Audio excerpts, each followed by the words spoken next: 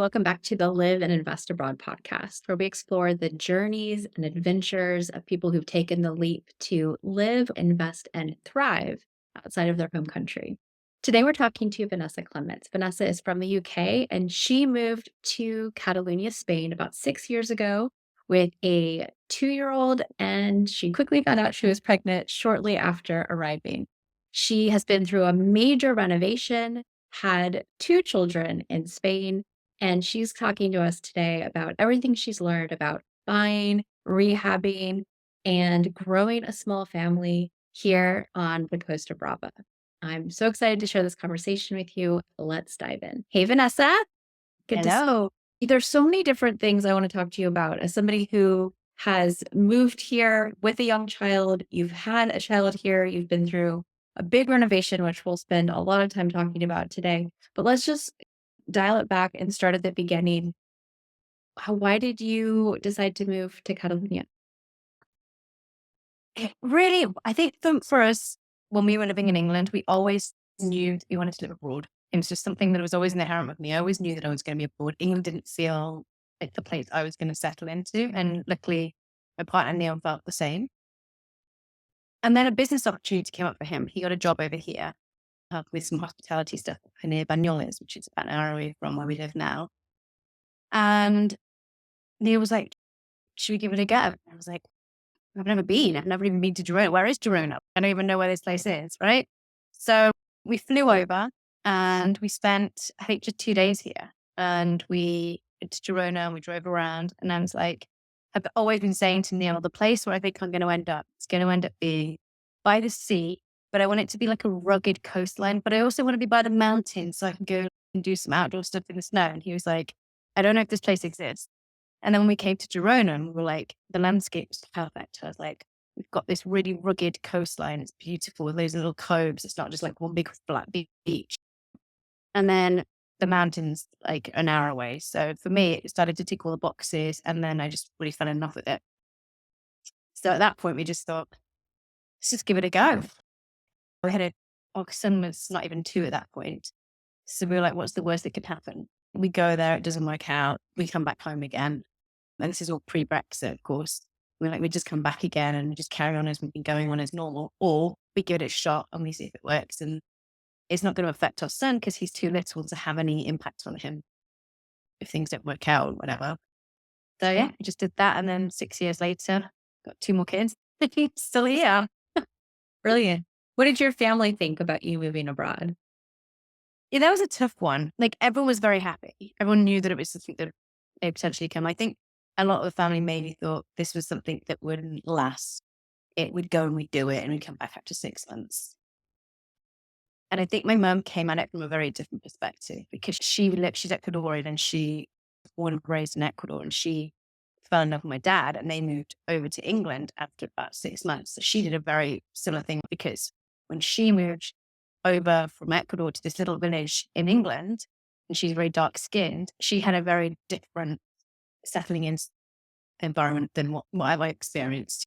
And unfortunately, I speak the language, so I've been able to integrate a lot faster than if I didn't.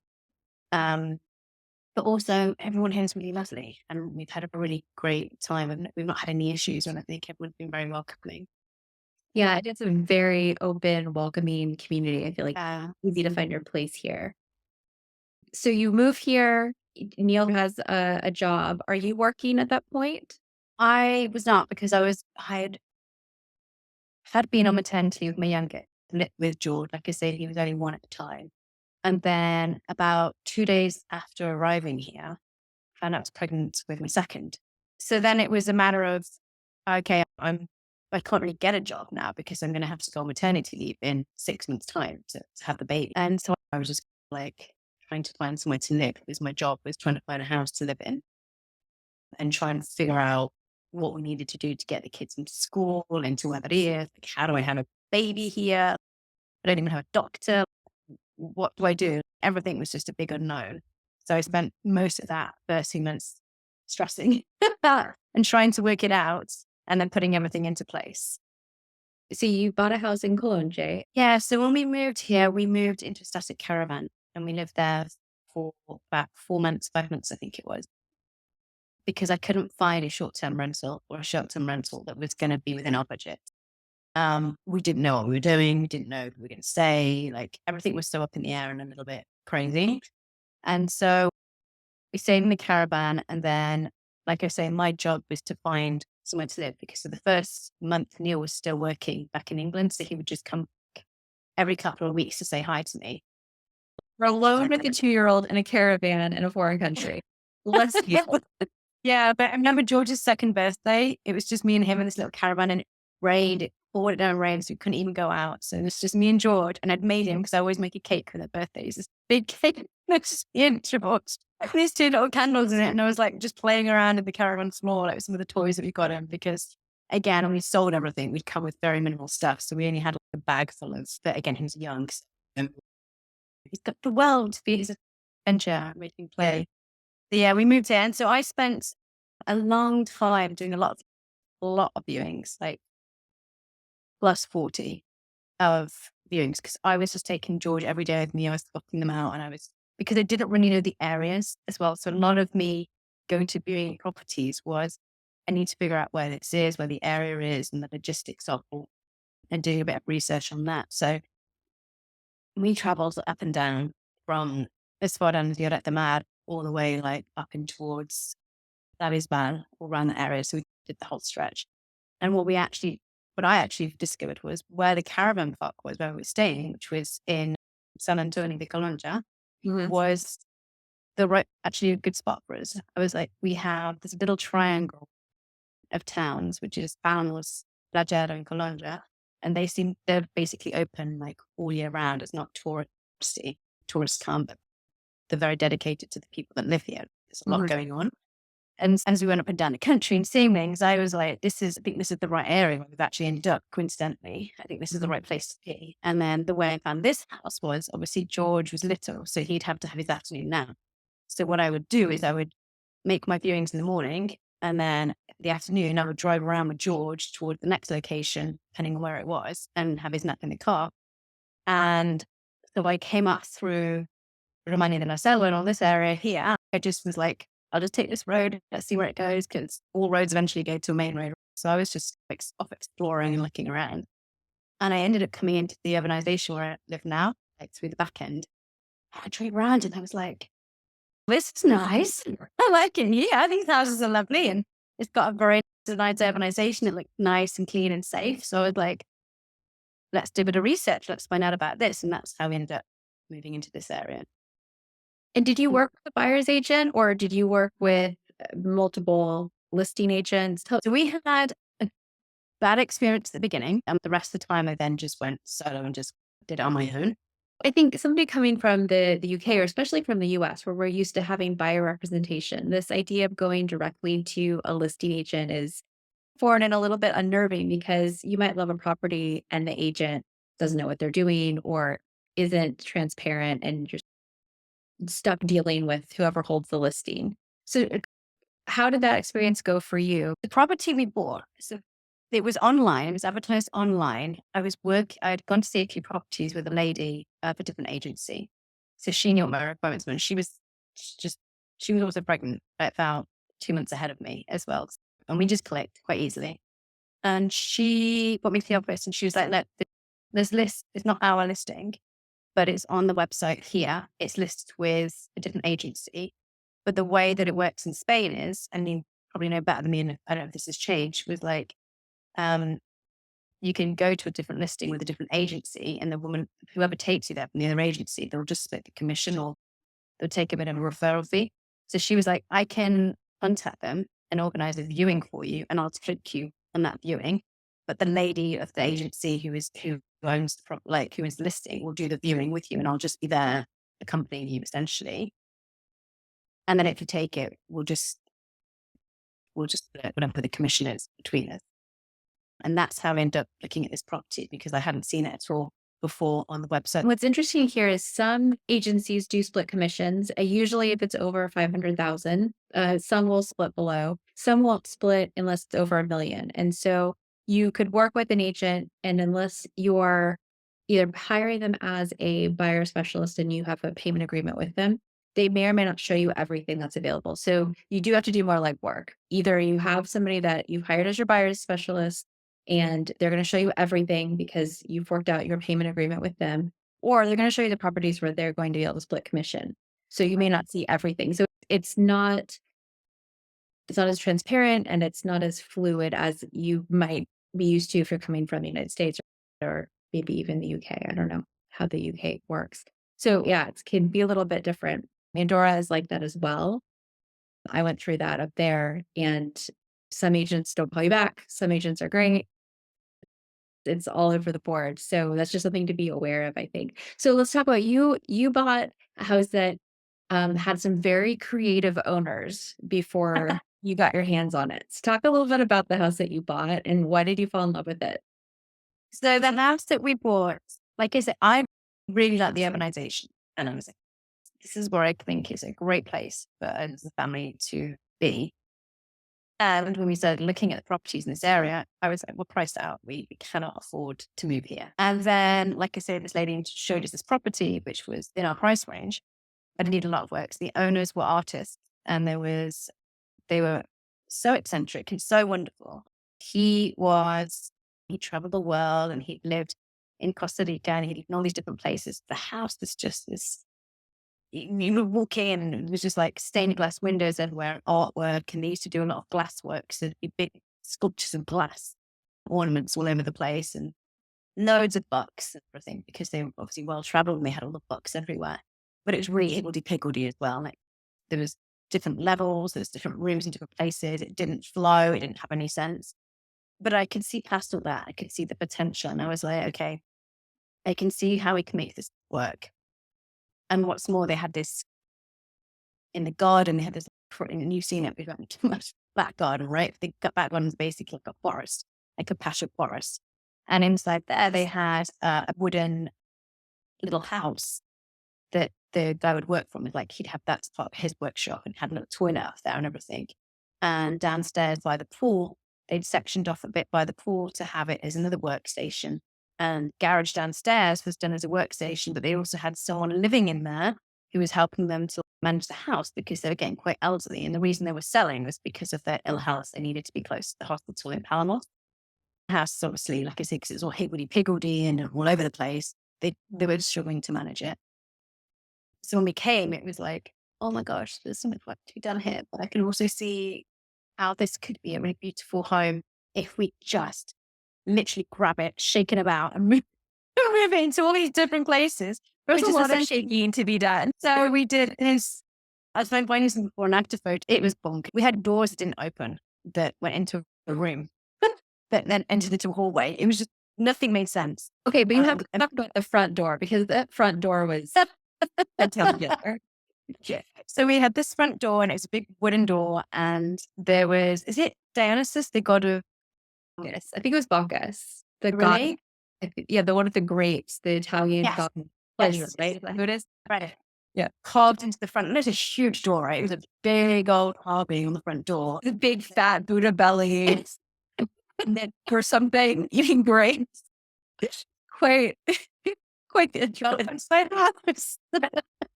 And there was lots of that around. We had a boat, like an actual canoe boat, just by the pool, hanging up. That was there, which we still have in the garden because we're like, we don't know what to do with this big boat. And like sculptures, like wooden sculptures, like giant, like really big ones. And it was just, and he'd done a lot of the work within the house himself, like actual the building of things. The back room back here didn't exist. He just knocked through the wall and then built this next onto the side of it. Mhm. That's another thing we had to deal with because none of that had been told to the council. So when we took on the house, and the council they every now and again you'll see a drone going around because they do some aerial photography of the houses to see if anyone's done any like additional work and have they legally put that into the council. So we had a bit of that to do, and we had to basically say for the house, it was here.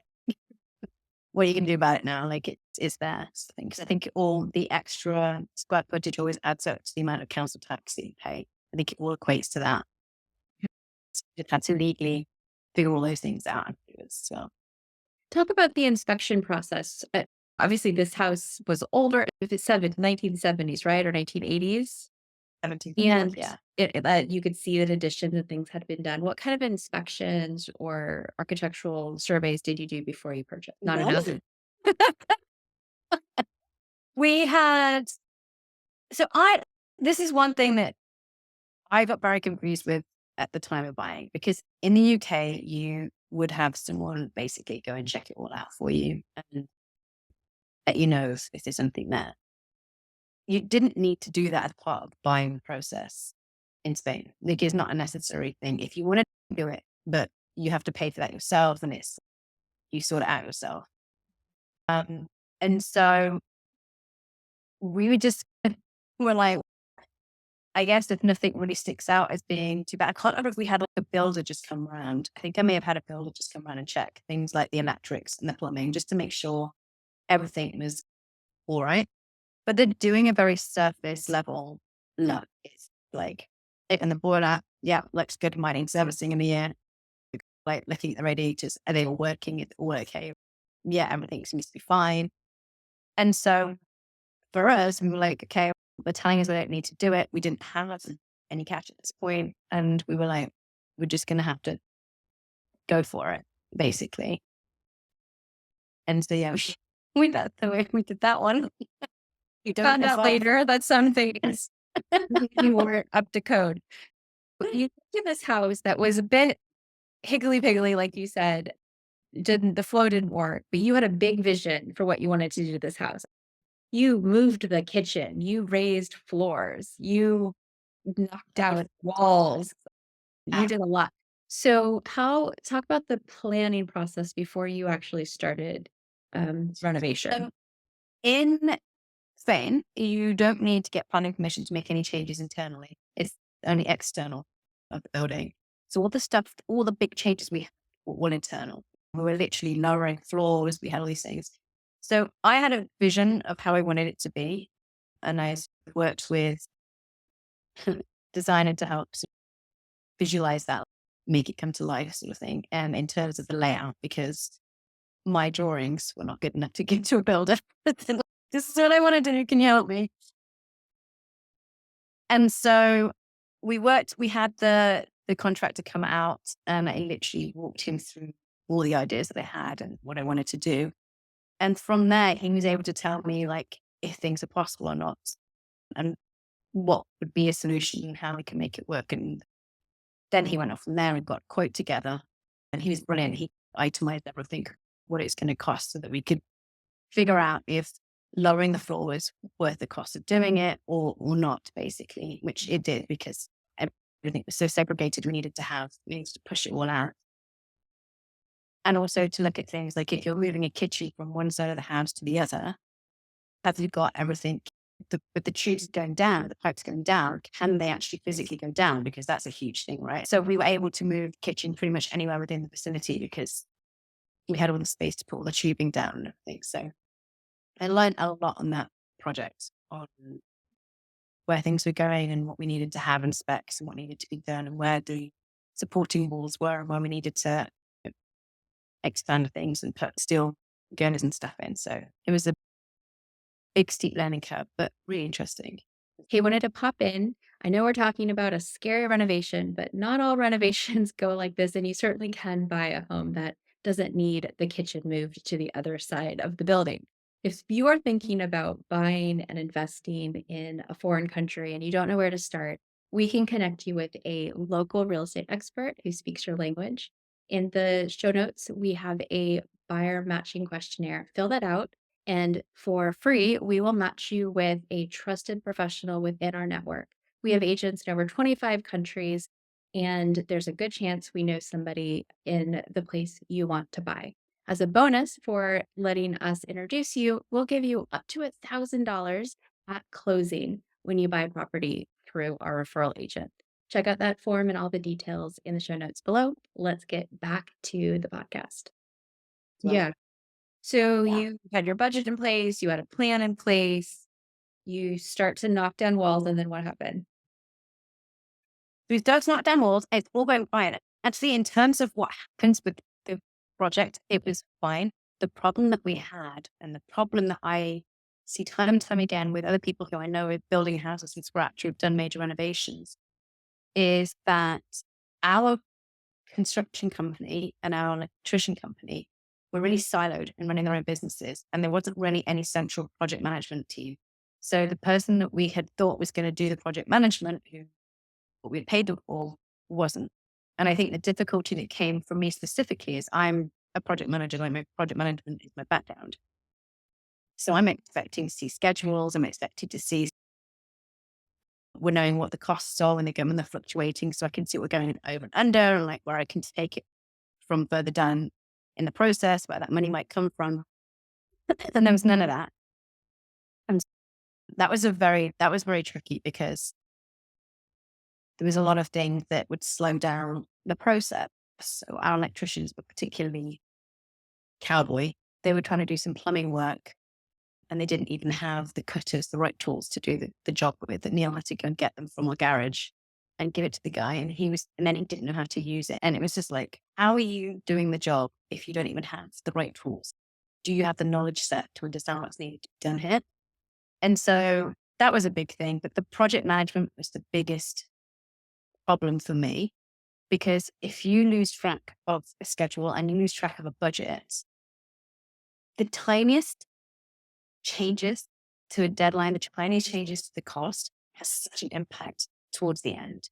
And when you're rushing to finish the job, because for us, the baby was coming. So our baby came 48 hours after I got the builders off site, right? Wait, like, let's clarify. Baby number 3. So the walls came down and you found out you were pregnant with baby. That was not in like the floor plan.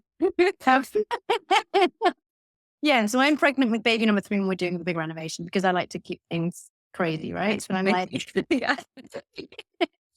the baby number 3 is in the way. She's in the area, so exactly when she's coming. And we haven't got a front door. We haven't got like floors in at this point until 48 hours before. And then I literally am kicking people out the house. Like, you need to go. I need to clean this house.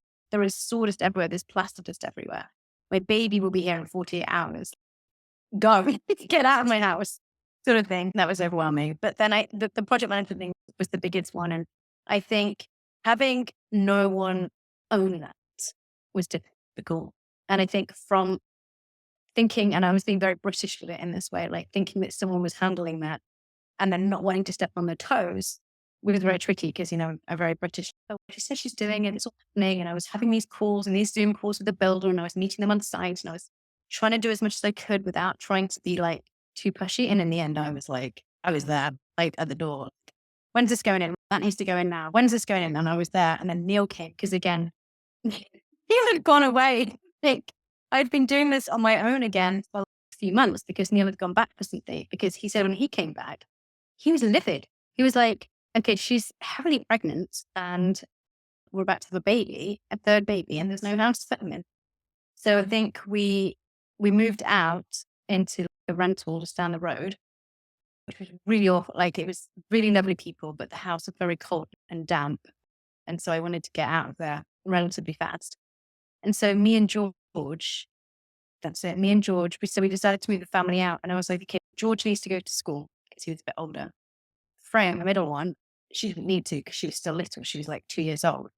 So I was like, Neil, you go back to the UK with Freya, and I lived separately with George here, pregnant with George, living in here. And we have a little apartment on the side of the house. And I was like, I'll just live in that with George.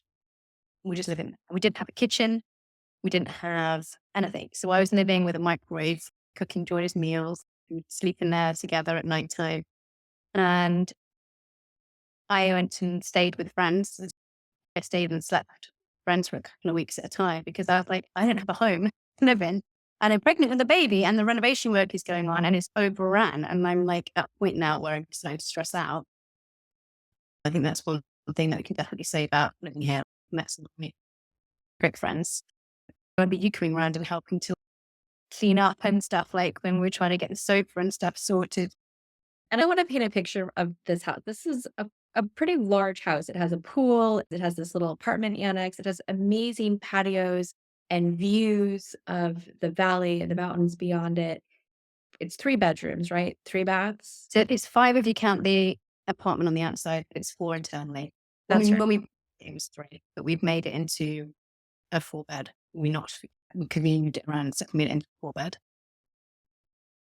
And so this is a big project, and it's a beautiful house now. It's modern, it's fresh, big windows. You've got these amazing sliding doors. So just we'll do some before and after pictures too. But for people who are listening, I just wanted to give a sense of the scope of the project. So you've learned a lot along the way, and if you could go back to the beginning, what are some questions you would ask now? If you, I know you we've even talked like you're almost ready for your next project, which is just wild. But hopefully there's no more children in this mix. Yeah. But are there questions that you would ask next time or things that you do different due diligence you would do to make sure that you had a smoother experience? Yes, I think I would now have the confidence to operate more independently, because I think what happened was we trusted someone to tell us that that the team that she brought on was the right team. There was no questions asked because there was a trusting with that person, and that's where things really fell down. So I think now, if I was to do it again, I would source my own independent suppliers for each of the different parts of the business. And I would take a very central approach to the project management, or hire somebody who speaks the language and does it locally, because that was a major part. People just seem to be doing things on site randomly. I'm like, well, why are these people here? I don't understand the purpose of putting these in first, and we haven't actually put in X, Y, and Z.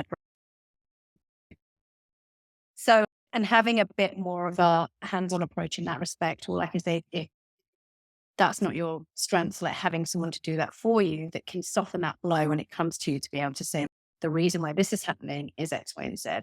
We're behind schedule because of this, but there's a solution. Like someone who can navigate that with you to understand it, because otherwise it's a bit confusing as to why things are happening in a certain way. So it's finding someone who can help you with that, to concentrate on that. Because I think as well, the way that the builders work and stuff out here is very much more siloed than taking like an holistic view of getting everyone together. There are obviously bigger companies that you can hire that would do all of that with their in-house team. But if you're trying to do things on a budget and you're thinking, I just need to get X, Y, and Z done, I just need to get these people in to fix this thing, and then next I'll go and do this, then you're not going to hire a big company to come and do that and spend hundreds of thousands just on having that company to organize that for you. So you very have to find that balance. So it really sounds like you either need to hire a bilingual project manager who is taking ownership of running the project and they work for you, or you need to make that your job.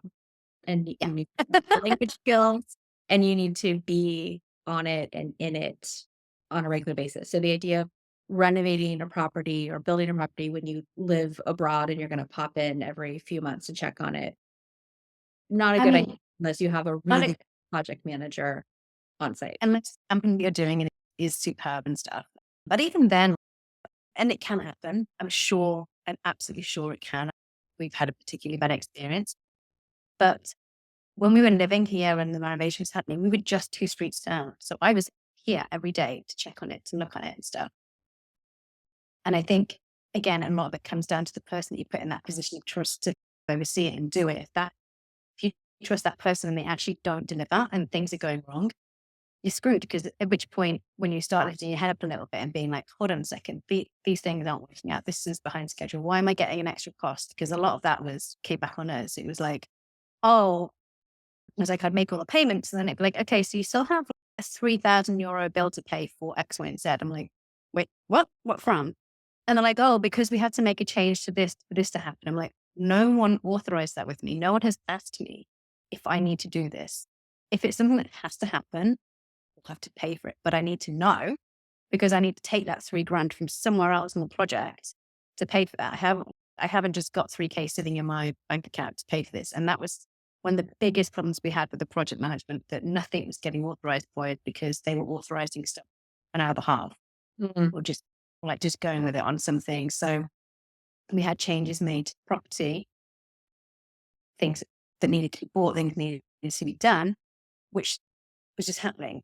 before we were even asked about. And I think that was a big one for us because, like I say, if it'd been something fundamental, I would have said yes anyway, because if we have to have steel stuff in because of a support union, of course we're getting paid for it. It has to be done. But then I need to be the one to make that call because I need to be able to figure out where that's going to come from. What am I going to lose on the project to have that? Because if I don't know, things are just going to continue. I think this is such a valuable conversation. I always think about the people who buy the $1 homes in Italy who don't speak Italian. And having lived in Italy, I just think, oh God, oh my goodness, you're gonna take a house that's just basically a ruin and you're gonna build that for $50,000 and it's all gonna work and you're not there. So I think really good message here. You got to be involved. You have to have the right, it's all about the right people, right? The people, right planning, and then having really clear expectations that everything has to be approved by me before it's spent. This is the budget. If you think you're going to go over, Yeah, pre-approved, not, we're asking for permission, not forgiveness through the whole that's project. it. Exactly. And it seems so basic. It seems so fundamental and straightforward, but we didn't have any of it. And thinking about other friends that we know who've done or had to do renovations or redo work from building projects, the double checking, triple checking the work, not just visually saying, okay, there's a light switch there, but turning it on and off, really looking at it. You have to make sure that you're following through and that you have your checklist and that you're really, that punch list is, you're not just visually checking, but you're physically checking everything on your own. You can't trust someone else to do that for you. Exactly. And I think that's the big thing, it's taking ownership for it as much of that. And I think, and be, like you say, absolutely meticulous because one of the things we found afterwards was like, okay, well, the radiators didn't work that were plumbed in. Two of them just didn't work. Again, we had to get another lamp keister out, another electrician to come and have a look. And they were like, oh, it's just not working because they haven't done this, X, Y, and Z. So they were having to redo the work that was already done.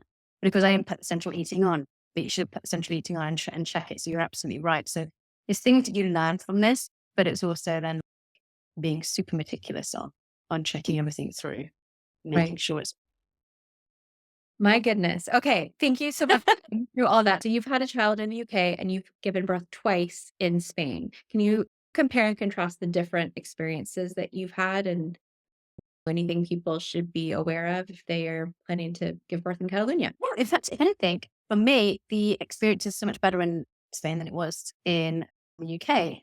Maybe so because it was my firstborn, right? It's always a drama when you have your firstborn. But no, I think the big differences that I've noticed from the stages is that they don't push breastfeeding on you. I had felt the push the need to do breastfeeding when the baby was born with George. It was very much they didn't want to give him formula until he'd had a good chance to go on the breast. Whereas here in Spain, it was just like, what do you want, mum? Do you want to get the formula for her? Do you want us to help you put her on the breast kind of thing? And there was a lot more of the mum leading that. So that was really refreshing. Um, I think the care was very much, again, I can't really compare it because I went to it was in the NHS having the baby in England compared to private here in Spain because we always have private health insurance when you move out here. So that was very different because obviously you have your own room and the Beautiful. Your bed birth there. was like a hotel suite, brand new hospital, state of the art, absolutely gorgeous. Yeah, you can't complain about You that. can't compare that to sharing a room with four other women who've just given birth in 24 hours and the babies are all crying and stuff. Like, and just got a curtain separating you, right? So the NHS is brilliant. And it was absolutely fine. But I think that was the biggest one, the biggest differences that I've noticed. The other thing is when you give birth in the UK, you have a midwife that will come and do home visits and come and see you. Not a midwife, whoever, you have someone, you have a nurse basically to come and visit you and check that you're okay. They check on the baby, they're weighing the baby, they're doing all that. You don't have any of that. Yeah. So I had the baby, and after 3 days, I was sent home, and that was it. The only time I went back to the doctors or to the hospital was for the checkups for the baby at like certain ages and for injections, and that's it. But then equally, it wasn't so daunting for me because it's my second child and my third child, so I knew what was going on. But I can imagine if you're a first time mum, and especially if you're moving here and you don't have a support network because you've moved out here and left everyone behind, that can be a little bit daunting. So be prepared for that, or talk to your health practitioner about, is there some way of anyone coming or is there something I can do? Is there a certain group that I can go to? Then the other one is baby groups. They didn't seem to have any baby groups. In the UK, there is baby and toddler groups every day of the week. You can do a different activity every day if you wanted to with your baby. And I didn't really get any of that here. There are pockets here and there, but there wasn't like, it's a big cultural thing because obviously in the UK, me and George, when we were little, would just spend our days being like, going to go to music club and we're going to have lunch and then we're going to go off and we're going to go to a little subplay center and we're going to do this and we're going to have our days mapped out. Whereas it was like, what do I do if I haven't got groups to go to? Well, there's only one a week.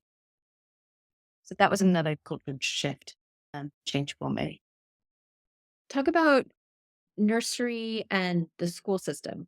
A lot cheaper than the UK, which is obviously a very big plus. The classes, I would say, is very much on par of similar to what I had because I only had George in nursery for a little while before we moved out. Again, not loads to compare on, but I've really enjoyed the nurseries here. We found a really great one in Palamos where both the girls had gone to and George went to as well for a little while. Loads of outdoor space for them to run around in. It was shaded. The classrooms are big. They were airy. It's all clean. It was like a little dining area, a little place where they put a little beds out to sleep. So it's really great. In the UK, we had an app. So every time George took a poo or George went to sleep and George woke up, it would literally pop up on the app and I would be sat there and I'd be like, oh, look, he's had a poo. Oh, look, he's just woken up with that. Oh, he's eating his lunch. You have like this constant like feed of what's going on. None of that, the nurseries here. Like you just drop him off and pick him up sort of thing. And then they'll tell you at the end of the day. So that was a little bit like, what's happening? Okay, like, what's she doing? But no, I've really enjoyed the teachers have been really caring, very sweet and stuff. There was lots of different nurseries that we checked out beforehand. And again, it's just doing your due diligence. If you're a new mum and you want to go and have a look, it's to see around the place. There was a couple which for me didn't fit because I wanted to have a lot of space for him to move around in. So I wanted like a big garden. I wanted to have bigger rooms. So the smaller nurseries were like in townhouses in town. So obviously there was a little courtyard or something like that. And that's absolutely fine. But for me, it wasn't quite right. So what I wanted for George and then obviously the girls. So that was, you get a feel for that a nursery when you walk in. I think you know. We also had a look at like what the equivalent of a childminder in the UK is saying go to someone's house and then stay there. And I looked at that for Freya or Lena, I can't remember now. And that was perfectly fine, but the cost was a lot higher. And so we were like, it's only, I think it's €150 a month for the local nursery that you pay. And they have, so that gets them in from 9 till 12 and then 3 till 5. So there's a big lunch hour. I think it's 2 hours or 2.5 hours in the afternoon. You can keep your kid in and they can be fed and they can stay there and they can sleep, but you pay additional money to do that bit. So I would say 80-90% of the kids, like a lot of them, when especially when George was young, would go out to their grandparents' house and be fed and sleep there. And then may not come back in the afternoon or they may. That's changed a lot now. I see with Leela, my youngest, there's a lot of parents that just keep them in all day. I guess they're all working parents and stuff, but there is that. So it's the base is 150, but it may go up to 200 by the time your kid's staying in 3 days a week, or whatever, and eating and sleeping there. But that's incredible. 200 a month. And how old are they when they start public school and you're no longer paying nursery fees? Is that age 3? Age 3, but it depends. It's in the year that they're born. And do you have any flexibility in what school they go to, or is that based on where you live? It's a point system. So yeah, it's based on where you live, but don't let that be something that holds you back. So we live in Catalonia, but all of our kids go to school in Palamos. They went to nursery there. The reason simply was that, like I said, we found that nursery, really loved it, and then put them in there. And then again, when we looked at schools, I was looking for a school which was more of an institute so that they could stay there until they were like 16. Because a lot, obviously, the infant schools, they would leave at the age of 10, 11, and they'd have to go to different school. And again, it's all point-based. You don't know, you're hoping they're going to get into the right one that you want to go into, but they may not. And I just thought, I moved schools a lot when I was younger, about that age, and it was really difficult for me. So I was like, I want the kids to be at the same school and stay there till they're 16. And when they change, then it's fine. They're like teenagers at that point. Well, we looked at the schools in Palamos and the institutes in Palamos, and we found the one that we particularly liked. But when Lila was born and we wanted to put her into the same guarderia, we were on a waiting list and we were number 22 on the waiting list. So I was like, there's a chance that she might not get into the same guarderia the other two at B2 because the waiting list is so high. But she did. Like, they managed to get her in and it was all fine. So even though the points-based system, the more points you get for living in an area or working in an area works towards your favor, don't let it stop you. Like, you can still try.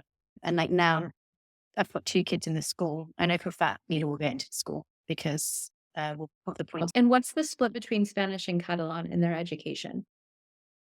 They are 100% Catalan in the schools until they are age 6. And then at the age of 6, when they go into primaire, it's mandatory to learn Spanish, Catalan and Castellano. So then they'll learn that at age 6. So with George, he's pretty much bilingual or trilingual in all 3 because 2 of his best friends are Spanish. So they have a parent who's Catalan and a parent who's Spanish. They speak Spanish at home and they speak Spanish together. So there's a little group of them that are just constantly speaking Spanish all day, but the lessons are 100% in Catalan all the time, apart from the one or 2 lessons they have in Spanish. With Freya, the majority of her friends are Catalan, so she's better at Catalan than she is at Spanish. I can talk to her in Spanish, she doesn't always understand me, but she gets the Catalan. She's got a stronger Catalan accent than George. It's quite interesting. Same education, same system, but they're coming out slightly different, right? And Leela, again, she's just picking up both in the wider area at the minute. Yeah, they just couldn't have all of them.